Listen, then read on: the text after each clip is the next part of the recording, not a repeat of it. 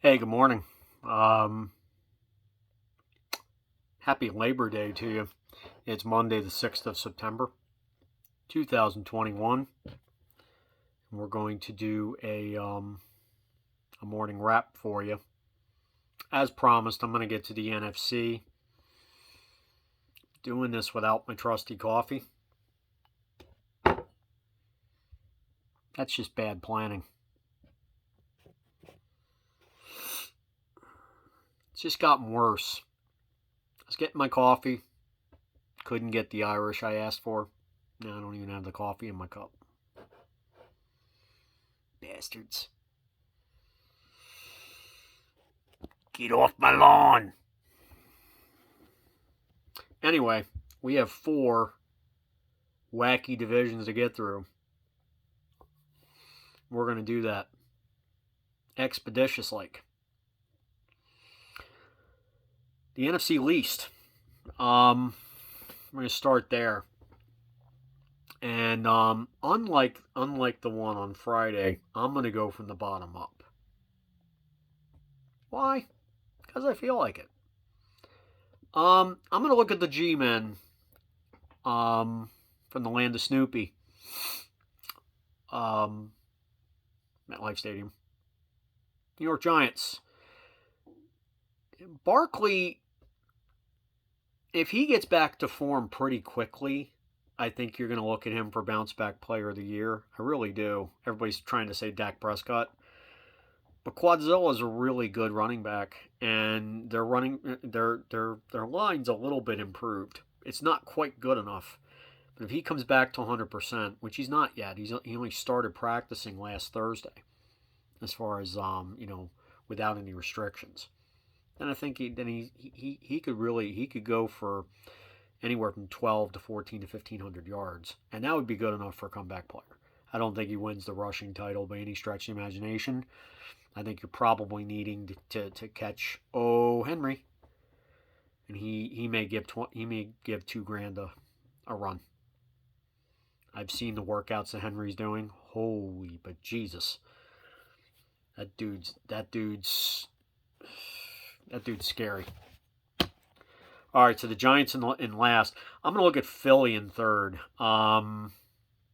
They don't have enough weapons. I think they've settled on the right quarterback, but they need more weapons around him. And I think that's enough to keep them in third. I'm going to look at the Dallas Cowboys for second. Dak is still not right, but they've got so many weapons. They've got a decent defense. And Micah Parsons from Penn State, just had to.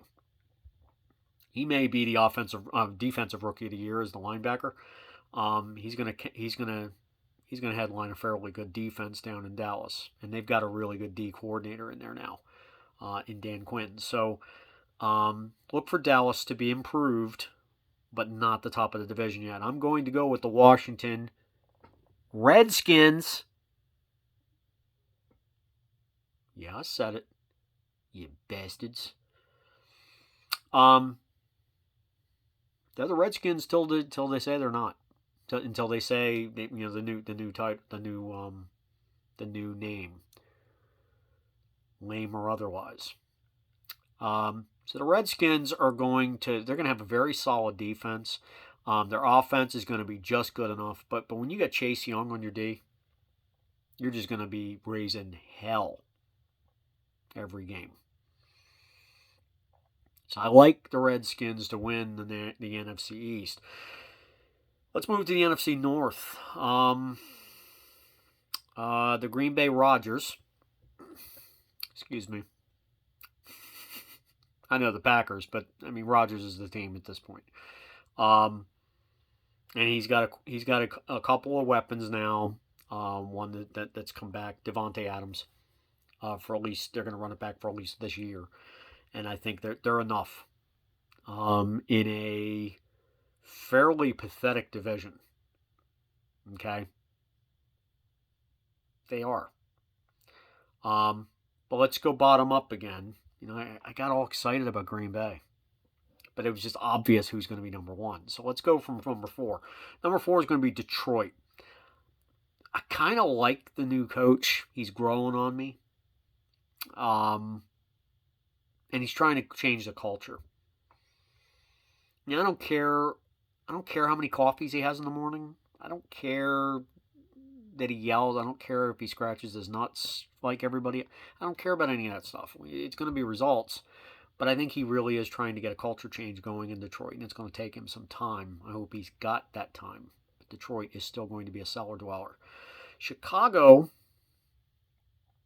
could compete for a wild card. It's possible, but I still have them in third. Dalton is good enough. Fields will eventually get on the field. The problem is they have a scheme issue. I don't think their offensive scheme is very good. Predictable. You know, and if you put Fields out there, he's going to be marginally better some days and marginally worse in other days. You need a different scheme. I think eventually you're going to need some new management in Chicago, from what I'm seeing. Second place, we're going to look at Minnesota. This is a roster call. Minnesota's got a pretty nice roster. The weakness in their roster is the coach. Period. I mean, he's not maximizing a really nice roster. I don't know if it's scheme or what it is. It's just they just don't get the most out of this team. And there's a point at which when you got a roster that's this nice, you should probably be winning the division. And they're not. So maybe a wild card for them? Maybe? Don't know. But as said before, when I ruined the surprise, Green Bay. Rodgers is back. They're running it back. Devontae Adams, they're running it back as far as a receiver. They're running that back. Whether they have a running back that's any good or not isn't going to matter because the NFC North is pathetic. So, Green Bay it is. We move to the NFC South. This should be interesting. And I will keep you in suspense on this one. Atlanta's under new management. Matty Ice is still there. They're still going to put up points. The problem is, as good as their offense is, their defense is going to leak like a sieve. They're going to lose so many 42-39 games, it's ridiculous. Style of games kind of thing. And how many late leads are they going to blow? That's let's do an over-under on that one. That would be interesting. Nolans. I don't like betting against Sean Payton, but he's got famous Jameis Winston. Gonna be a starting quarterback. He doesn't have Drew Brees anymore. I think they contend, but I just think they're just a touch light compared to the two that are above them at this point. But, I mean, if anybody's going to surprise in all football, it might be New Orleans because Peyton is that good. He is that good. Second place, I have Carolina. McCaffrey's back. And as long as he stays healthy. They've got some other weapons also. Sam Darnold. Did he suck, or was it just that he was in the suck that is... or was the New York Jets. There's a chance it was just that the New York Jets sucked. And that there was nothing around them. They got a fairly decent roster. And when you got McCaffrey out of the backfield and running the rock the way he does, they can put up some points. And Darnold, they keep him upright, they keep him clean. He could be good enough that they're in contention for a wild card. They got a pretty decent defense. So I kind of like that club at this point. Tampa, obviously, Brady's back. He brought all his friends. Unprecedented number of returning people on a Super Bowl winning team. Normally, you don't repeat because you don't have the same roster. They're all running it back. If they lost a couple of people, I'm surprised. I haven't intimately looked at that. But they brought all their starters back on both sides of the ball. They're going to be good. This just in. So they're stacked. So that's a damn good team. Now I'm hearing there's teams in the NFC West they think they can take Tampa. Unless you're up 3 scores with about 6 minutes to go in the fourth quarter, the NFC Championship game, don't rest. Just don't if you're going against them. The dude's clutch. And the dudes on the other teams that are in the NFC West that they think are going to beat them or Rodgers are not clutch. So, I mean, you're going to have to be up 3 scores. Sorry.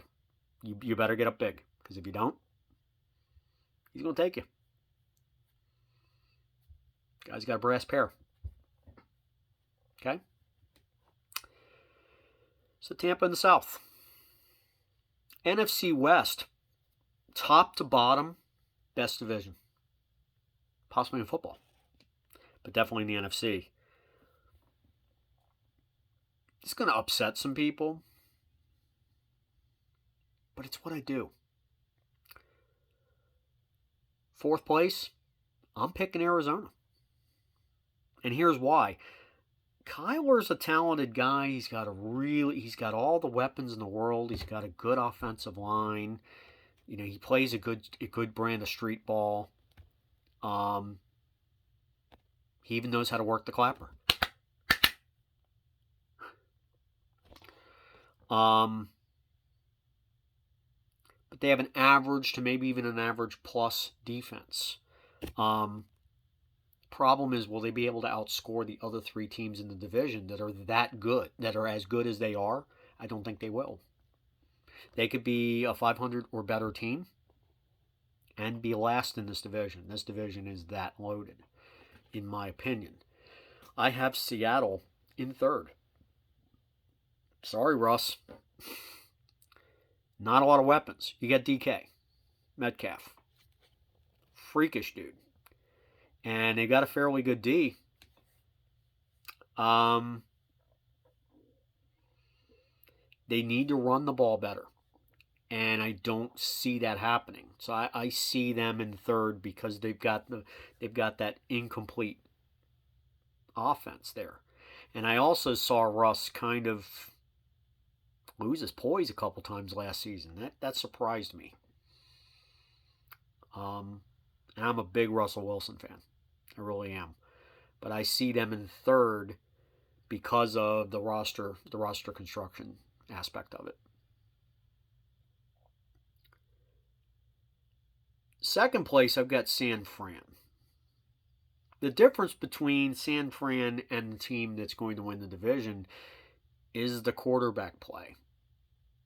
Because in every other way, they're so equal, it's ridiculous. This is going to be like a war between these 2 clubs. Jimmy G is going to be your starter. May not be for long, and then you're going to hand things to a rookie. But for now, either one is not as good as what this other club that I'm going to tell you about is trotting out. So, Jimmy G's good enough. I think people are really taking a dump on this guy. I don't think that they should. I think he's still an above-average quarterback. He's going to prove some people wrong in that respect that think he's washed up. The D is loaded, and the offense has some weapons, and they've got Mostert, the running back. But I just don't. The quality of the quarterback room in San Fran is not what it is in Los Angeles. Los Angeles is going to take this division. The Rams in Stafford have a gunslinger, and that's what they needed with McVay. They've got a lockdown defense. You got Aaron Donald. You got Jalen Ramsey. This could be a scary team, actually. Did they take Tampa? Depends on the matchup. Depends on how hot each team is. Depends on the injury list. That gap has closed. This is a good club. This was a great trade to bring Stafford in. I think he's a very good quarterback to have on that roster with that coach, with that scheme.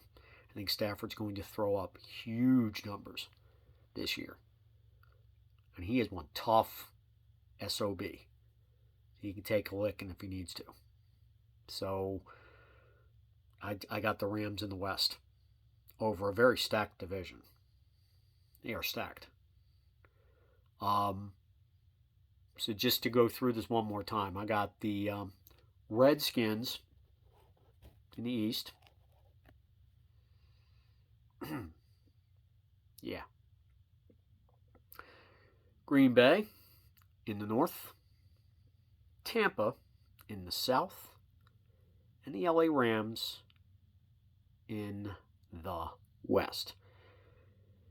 Now, maybe about mid-season, I might start talking about who I think really has a good shot at completing, at running the rest of the season, getting the wild cards, getting the top seeds, winning the divisions, getting the top seeds in the playoffs and stuff like that. But to me, it's a fool's errand at this point.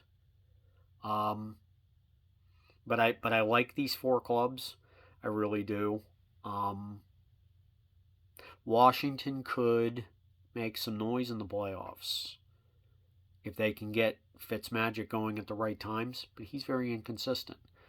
And Rodgers is dangerous. Okay? He is dangerous. But Tampa's got a better roster. They just do. They're a complete team. The Rams, they're pretty damn good too. I think they're going to be dangerous. When you see I have Arizona in last, that's kind of provocative. I get that. But expect someone who really can't read defenses all that well, basically reverts to street ball. He's like, basically, Russell Wilson is what Kyler Murray wants to be when he grows up. See, Kyler Murray, without all the weapons, would have average production because he's not that good, quite frankly. He's gifted. He can make all the throw. He can't read a defense nearly as well as a Russell Wilson or a Stafford. So he's over. He's kind of over. Like he's overthought of. I mean, he's not as good as advertised. But everybody's just genuflecting at the guy. Everybody's taking a knee in front of this guy like he's the next coming. Sorry, he's not. He's got to learn how to read a defense. And you can't just revert to street ball all the time. They have any injuries in their receiving core, and he loses any of those weapons or that line. He loses a couple people on that line. And you're going to see just how bad this kid can play. Where those things happen to Stafford or those things happen to Russ Wilson, games still get won. So I don't want to hear how Kyler Murray's the next coming of, he's the next Black Jesus or something. I'm tired of it. I think that, and with the AFC, you've got some quarterbacks over there where they pull the ball down pretty quick and they run, but it's like you're one hit away from being out of the game. And the best ability is availability. Okay? I still think philosophically, and Lamar Jackson is a big one with this. I think Lamar is a good, he's exceeded my expectations since he's been in the league, so I don't vote against him. And I don't bet against him either. But my point is, he gets hit and he's out, then everything changes for him. And any of these quarterbacks are like that, especially an undersized Kyler Murray, for example. So he's one hit away. I would rather have a guy who can slide a pocket, who can buy the time like a Derek Carr does, hint, hint, or a Stafford, somebody who runs when he has to, but typically doesn't.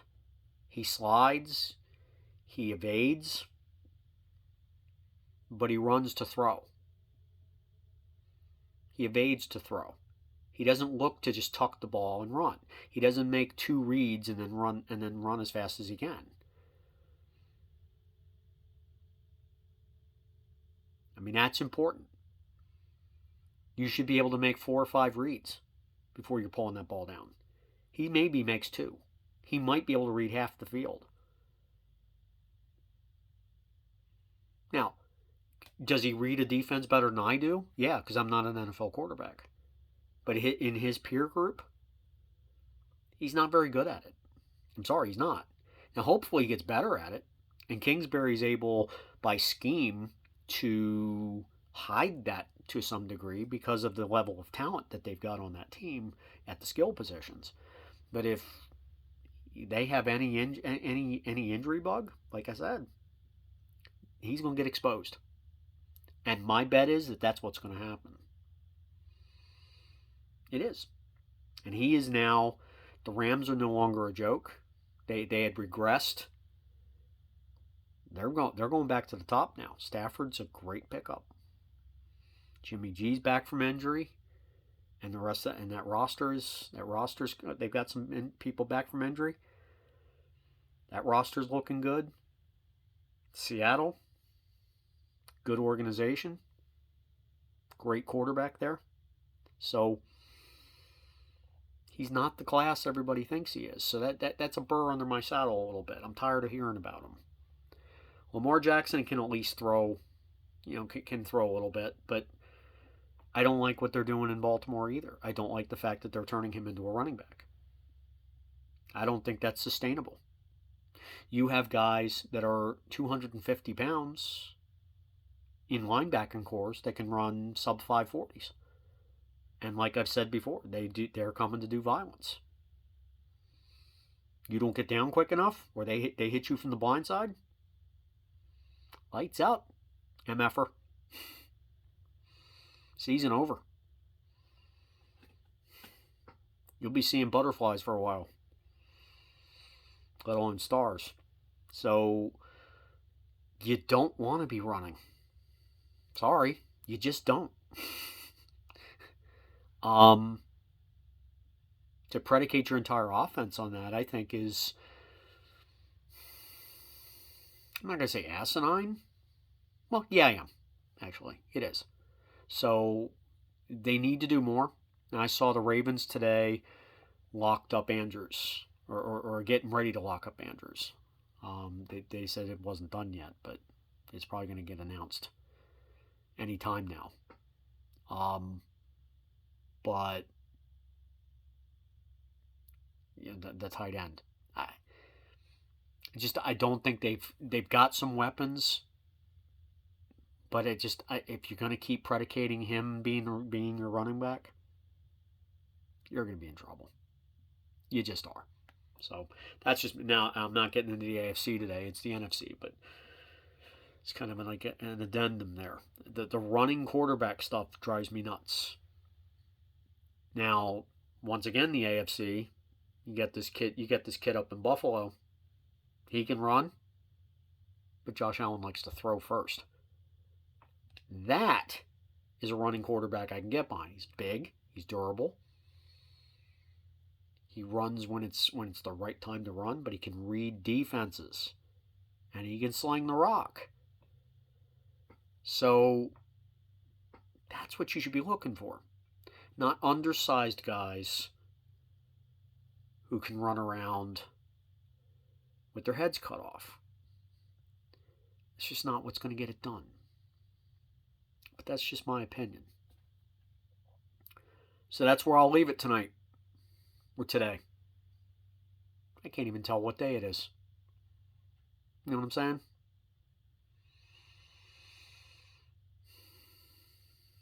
I can't even tell what day it is. Or what time it is. Or whatever. Get your head straight, man. I'll be back on Wednesday morning. And we'll do something completely different. Probably some kind of rant. And I'll make that one a fun one. But before that, please like, comment, subscribe, hit the ringy-dingy, say all, and then spread the video far and wide, because sharing is caring. More sharing, more caring, and I will greatly appreciate that. Y'all have a great Labor Day, and I will holler at you later. Peace out, me homies.